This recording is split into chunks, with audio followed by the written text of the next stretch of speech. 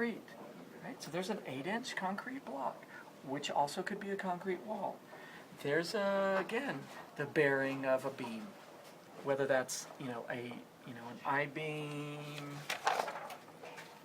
So you see all these beams, and that's good enough, right? You don't know the difference, so you can just show that. Show yourself a choice.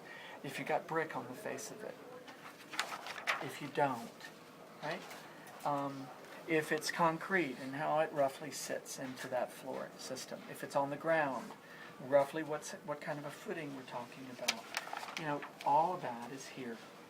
Now, you're not really going to be doing much wood framing, but you will be doing a lot because it's a commercial building, but you'll be doing a lot of metal framing. So those 2 pages show most of what you need as walls, right? And the thing is, yours is going to be about this tall, right?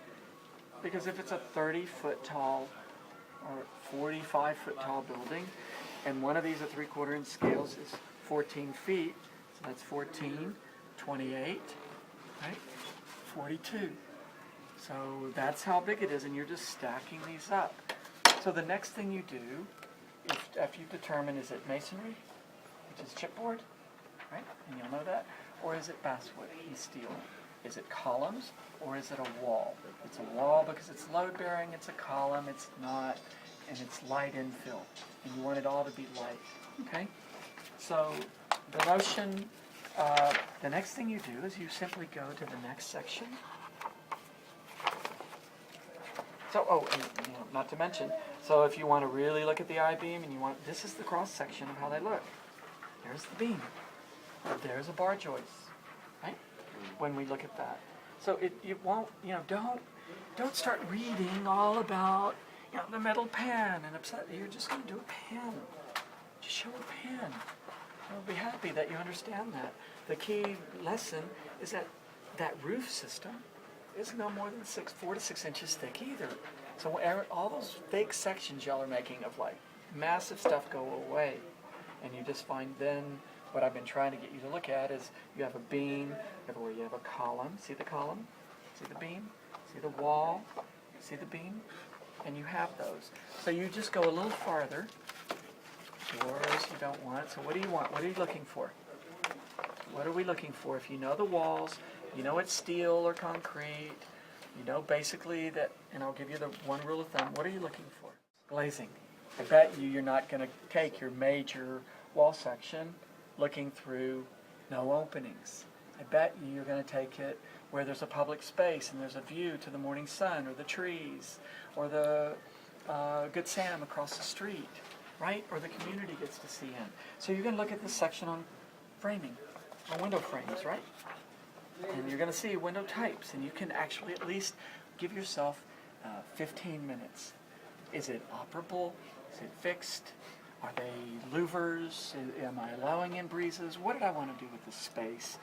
These communal spaces looking at the trees. Is he trying to get my attention back there? He has to wait a minute. I'm almost done. Bohu, our brethren, our newly betrothed. Oh, damn it. It's 3:55. It's not time yet. It's 3:55. So, fixed glazing, mullions, so you're just going to try to integrate some idea of, so we're going to steel windows. Surely I have some steel window here, right? So these are metal sliding doors, and you're just going to get some idea of profiles here, of profiles of, it shows you, I don't know, is it going to be 8 inches thick, 6 inches, 4 inches? You just draw it to kind of fit your wall in proportion to how tall it is. And that's right here, hollow metal frames. Almost all of you are going to have that in a steel rated project. So by the time you add this, so these are usually slightly bigger. So what is this one showing? If it's showing 4 3/4, these are usually 3 inches to a foot. Sorry. And there it is, 4 3/4 at 3 inches to a foot. So remember, you're going to be making it 4 3/4 inches, so you're going to study it, know a little bit about it, and then go back to the 3/4 and draw it. You're going to add that to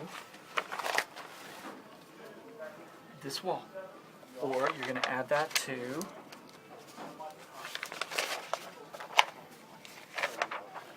this way. And you're going to show, okay, 3 feet up, mullion, right? 10 feet up, because you can't do these as, you might end up doing them as, so remember, what these all do is they show break lines. You don't have to draw it at 42 feet tall.